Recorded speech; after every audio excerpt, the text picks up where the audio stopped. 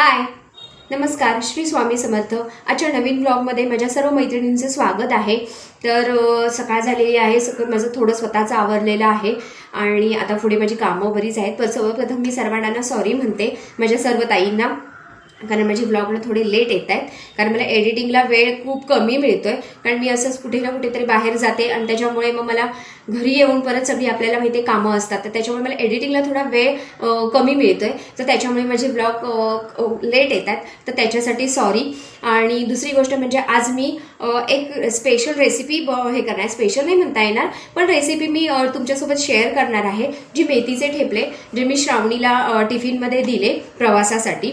तर ते संध्याकाळपर्यंत, म्हणजे तिने दुपारी तो टिफिन खाऊन संध्याकाळी परत तिने ठेवलेले. तर ती मला बोलली एकदम लुसलुशीत जसे दिले होते तसेच आहेत. तर ते मेथीचे ठेपले आहेत ना जे, ते मलाही प्रचंड आवडले. तर मी ती रेसिपी आहे ना ती तुमच्यासोबत शेअर करणार आहे. एकदा करून बघा आणि कमेंट्स करून मला नक्की सांगा की कसे झाले आहेत. आणि दुसरी एक रेसिपी आहे तीही मी तुम्हाला तुमच्यासोबत शेअर करणार आहे. तर तीही कशी वाटली ते मला नक्की सांगा. तर आता पहिल्यांदा सगळं आवरून घेते घरातलं आणि त्याच्यानंतर रेसिपी करणार आहे. जमलं तर आज एका ठिकाणी बाहेर जायचं आहेच मला. जर पॉसिबल झालं व्हिडिओ करायला तर मी नक्की करणार आहे. तर चला, पहिल्यांदा एक नाही, आज 2 कामं आहेत मला. असं मला विसरायला होतं. ॲक्च्युली 2 कामं आहेत माझी, इम्पॉर्टंट कामं आहेत. तर ते एका ठिकाणी जर व्हिडिओ करायला मिळाला मला तर मी नक्की करणार आहे आणि एका ठिकाणी पॉसिबल नाहीच होणार हे मला माहीत आहे. तर चला, आता पहिल्यांदा सगळं घरातलं आवरून घेते आणि मग तुमच्याशी बोलते. चला, आता रेसिपी बनवायची आहे आपल्याला. मी असं बोलले होते. तर आता मी दाखवते पहिली रेसिपी जी काही करायची आहे ती दाखवते. तर मी गावावरून फणसाचा पारा, म्हणजे आमच्याकडे याला पारा म्हणतात, ते मी आधी चेक केला चांगला आहे का. तर आहे चांगला, म्हणून मी आधी तो मधोमध चिरून घेतला आणि मी बघितला चांगला आहे का. कारण 5-6 दिवस झाले, त्यामुळे आता तो चांगला आहे की नाही आधी म्हटलं चेक करावं, म्हणून तो चेक केला. तर आहे चांगला. तर आता हे जे काटेरी भाग जो दिसतोय ना, जो हा काटेरी भाग आहे तो काढून टाकायचा आहे. तर त्याच्यासाठी मी तर एक वर्तमानपत्र घेतलेलं आहे आणि विळी. आता त्याच्यावर तुम्ही बारीक हे जे आहे ना हे सगळं काढून टाकणार. आणि त्याच्यासाठी आधी, कारण चीक असतो ह्याला, त्याच्यामुळे आधी हाताला तेल लावून घ्यायचं, म्हणजे काय होतं मग हाताला आपल्याला लागत नाही. तर आता तुम्ही चिरून घेते व्यवस्थित. हे काटे जे आहे, काटेरी भाग आहे तो काढून घेते आणि मग त्याच्या फोडी करायच्या दाखवते मी. तर हे जे दिसतंय ना, हा काटेरी भाग जो आहे ना तो असा काढून घ्यायचा पूर्णपणे.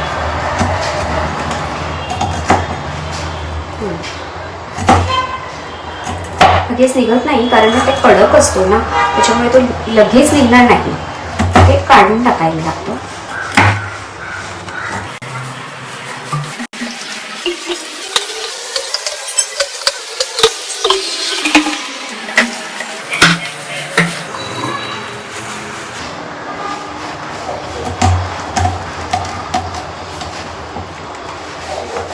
हां, हे जे दिसतंय ना हे असं पूर्ण आलं पाहिजे.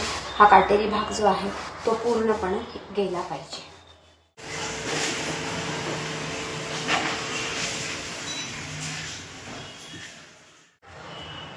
तो त्याचा जो आत्ताचा जो फणसाचा पारा होता तर तो मी दाखवला साफ करून.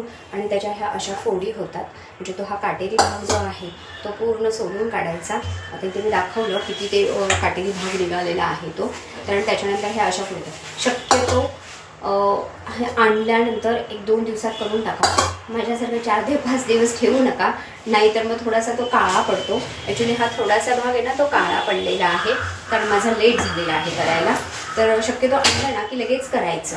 आणि करण्याच्या आधी मात्र तेल, हाताला जरा तेल लावणं. हे असं चिकट होतं, मी लावलेलं तरीही चिकट झालेलं आहे. आता ह्या स्वच्छ धुवून घ्यायचा आणि आपण जसं कुकरला हे करतो तसं कुकरला 2 शिट्ट्या काढून घ्यायच्या.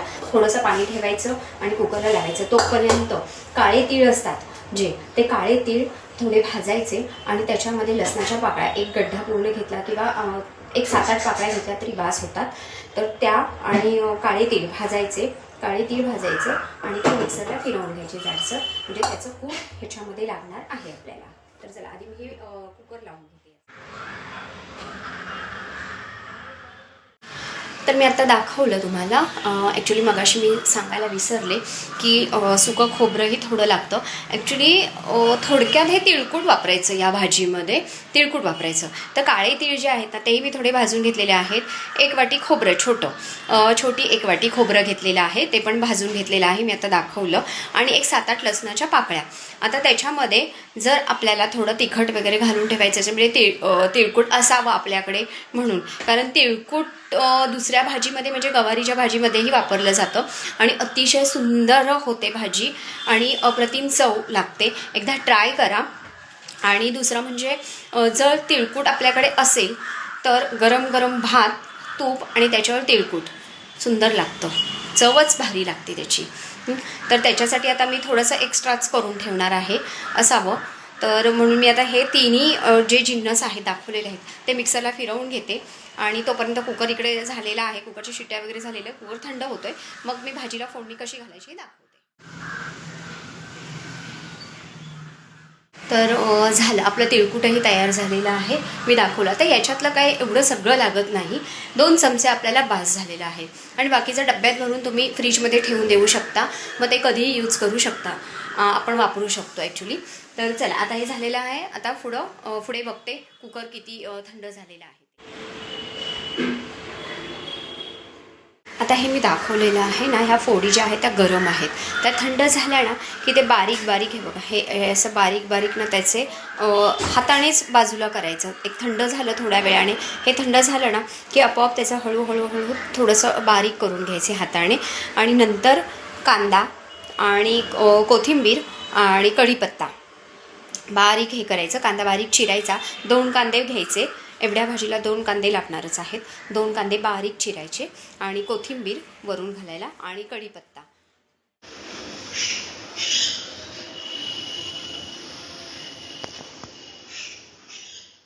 आता मी दाखवलं 2 कांदे छोटे घेतलेले मी, तर ते बारीक चिरलेले आहेत. आणि कोथिंबीर, कढीपत्ता आणि मोठ्या ज्या लाल मिरच्या असतात ना त्या बेडगी मिरच्या, तर त्याही तेलात हे करायच्या, टाकायच्या. तर आता फोडणी दाखवते मी. 3 चमचे तेल घातलेलं आहे मी. आणि जरा कांदा चांगला लाल होऊन द्यायचा आणि नंतर त्याच्यामध्ये हळद, तिखट, गरम मसाला आणि मीठ घालून घ्यायचं. हळद, जर तुमच्याकडे कांदा लसूण मसाला असेल तर तो 1 चमचा टाका. आणि आपला रोजचा जो मसाला आपण यूज करतो लाल तिखट, तोही थोडासा टाका. आणि नंतर मी त्याच्यात मीठ घातलेलं आहे. दुसरी गोष्ट सांगायची विसरले मी, जेव्हा ह्या फोडी आपण कुकरमधून बाहेर काढतो ना तेवढा त्याच्यामध्ये ना पाण्याचा अंश हा राहिलेला असतो. तर ना नंतर आता जेव्हा आपण भाजी कढईमध्ये घालणार आहे तेव्हा ना पिळून घ्यायचं थोडंसं, नाहीतर मग त्या भाजीला ना पाणी सुटतं, जे ऑलरेडी ह्याच्यामध्ये थोडंसं पाणी हे राहिलेलंच असतं कुकरमध्ये आपण जेव्हा बॉईल करायला ठेवतो ना तेव्हाचं. तर ते आता पिळून काढायची, जरा भाजी पिळायचं आणि मग कढईमध्ये सोडायची. अजून व्यवस्थित मी हलवलेली नाही आहे, तर व्यवस्थित आता मी ढवळून घेणार आहे ती. पण तर याच्यामध्ये मी 2 चमचे आपण जे आता तिळकूट केलं होतं ना तेही मी टाकलेलं आहे आणि व्यवस्थित भाजी ढवळून घेतलेली आहे. आता मी वरती झाकण घालते आणि 2 मिनटं वाफ काढून घेते. अशा रीतीने ही भाजी आपली झालेली आहे. फणसाच्या पाऱ्याची भाजी झालेली आहे. आता मी गॅस बंद करते. तर फायनली फणसाच्या पाऱ्याची भाजी मी दाखवली आणि ती झालेली आहे. तर आता ही भाजी तुम्ही भाकरीबरोबर, ज्वारीची भाकरी असो, नाचणीची भाकरी असू दे, तांदळाची भाकरी असू दे, कशाबरोबर खाऊ शकता, इव्हन चपातीबरोबर सुद्धाही खाऊ शकता. पण ही भाजी अतिशय सुंदर लागते, अप्रतिम लागते. आणि सीझन वाईज अशा भाज्या खाल्ल्या जाव्यात. पण झालं आता 1-2 महिन्याचाच ह्या भाजीचा कालावधी असेल, नंतर मग तो जून होणार तो फणस. ओके. आणि त्याच्यामध्ये नंतर मग ते गरे तयार होतात. तर मग आत्ताच ही भाजी खाल्ली जाते. तर आता झालेली आहे भाजी. आता मला पुढे अजून एक रेसिपी करायची आहे, पण ती आता मी संध्याकाळी करणार आहे, कारण मी आता एक थोड्या वेळात निघणार आहे, एका ठिकाणी जायचं आहे म्हणून. तर आता मी थोड्या वेळात एक अर्ध्या तासाने निघणार आहे. तर आधी स्वतः आता माझा उपवास आहे, त्याच्यामुळे आता मी स्वतः काहीतरी खाऊन घेते आणि नंतर मग निघायचं. तर मला तिथे शूट जमलं तर मी नक्की करणार आहे. आधी मी परमिशन घेणार आणि नंतर मला शूट जर जमलं तिथे करायला परमिशन दिली तर मी नक्की करणार आहे. तर चला आता मी आधी स्वतःचं आवरते आणि निघताना बोलते.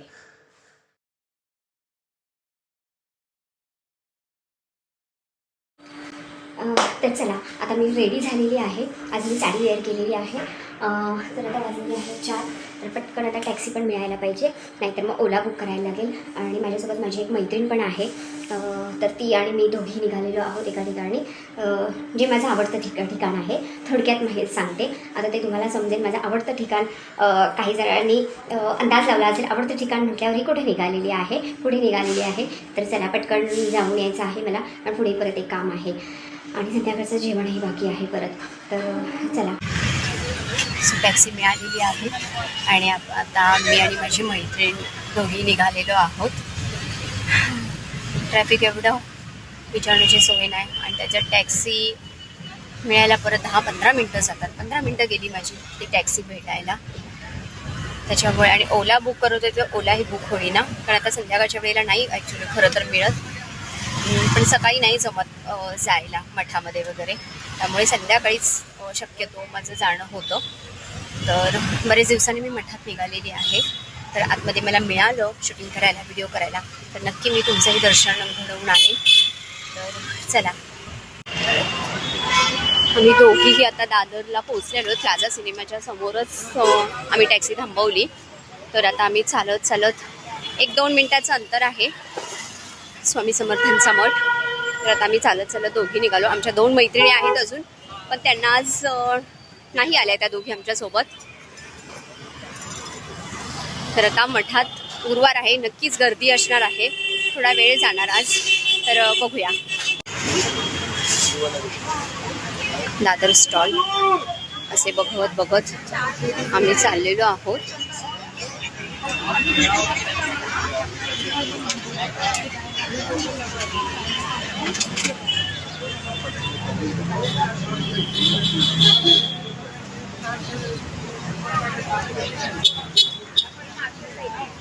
लखनवी कुर्तीज, पर्स, ये ना.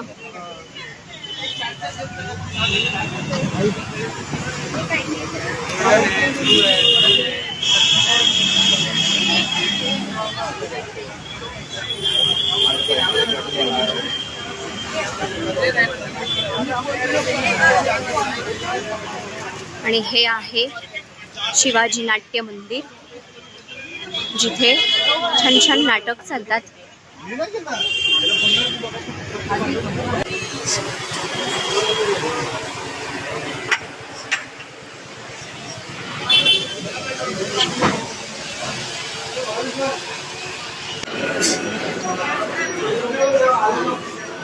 मठामध्ये आलेलो आहोत आम्ही, आणि अशी ही गर्दी आहे मठामध्ये.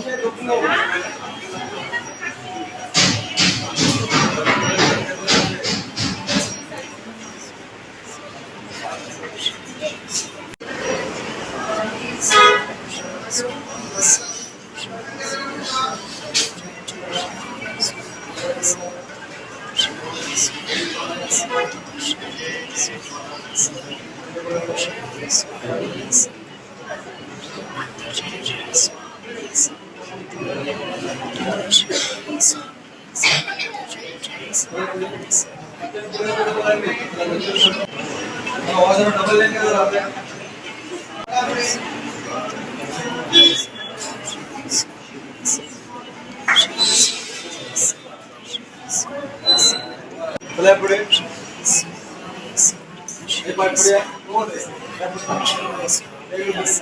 आमचं दर्शन झालेलं आहे आणि आता आम्ही बाहेर पडलेलो आहोत. तर मठाच्या बाहेर पडल्यानंतर भरपूर शॉप आहे तिथे. तर इथे आता एक कानातल्यांचा असा स्टॉल आहे, तर माझी मैत्रीण तिथे बघती आहे.